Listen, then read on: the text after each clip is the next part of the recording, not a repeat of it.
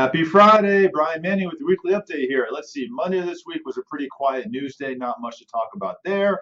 Tuesday this week, we got CoreLogic, so this gives us some information on housing markets and appreciation on a month-over-month basis for the month of September.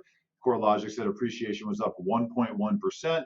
On a year-over-year basis, appreciation is up 18%. So CoreLogic really following suit with Case Shiller and just seeing a really strong, very robust housing market. Still kind of wondering if we've hit the apex of appreciation and it's coming down a little bit. That's not horrible. It doesn't mean anything is collapsing. It's just not bad to see it calm down a little bit from where it was before. We also got some rental information from apartment lists. For the month of September, rents were up 0.8%. And from January 1st through September, rents were up 16.4%. So certainly seeing very steady increases in the rental market. This Wednesday, and I can't even believe it, it's the first Wednesday of the month. Another month has gone by. First Wednesday of every month, though, we get ADP. ADP employment reports are the largest provider of private payrolls in the U.S. Expectations that were for the month of September, 400,000 jobs would be created, and ADP said 571,000 jobs were created. So really good to see continued growth in the job market there. We also on Friday got the closure of a Federal Reserve meeting. Jerome Powell's speech, we had talked about this last week, what our anticipation was going to be.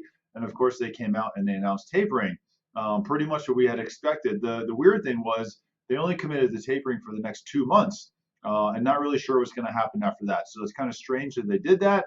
We thought that they would really announce the tapering and the complete runoff of their bond buying program, which probably would have taken until June, but now it's really only 2 months of commitment. So we're going to have to wait and see what happens there. And still the question is, and when it has not been addressed, is what's going to happen with the balance sheet. By the time we hit June of next year, the balance sheet the Federal Reserve has is going to be at about $9 trillion.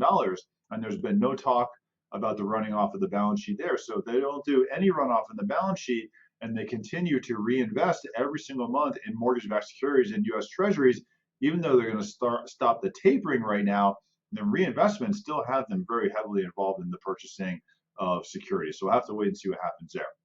Thursday, we got jobless claims. Jobless claims continue to fall, so really good to see Wednesday's strong employment report. Thursday, jobless claims falling, and then today we get the BLS report. So the first Friday of every month we get the BLS report. That's the Bureau of Labor Statistics. This number came back higher than expectations as well for the month of September. BLS report said 531,000 new jobs were created. Also, the prior 2 months were revised about 235,000 jobs higher as well. What's interesting to see, though, is that the labor participation force is down to a 50-year low. So it's just interesting to see that even though we're seeing job growth, less unemployment, there's still not a tremendous amount of people out there in the job force actively looking for jobs. And anywhere you go, any business owners you talk to, restaurants, et cetera, you really see that. So it's just kind of an interesting thing to see. I'm around all weekend. If you have any questions, let me know. I'd love to help you. If you want a strategic buyer consultation, you want to get pre-approved, call me on my cell phone, text me. Happy Friday. Have a great day.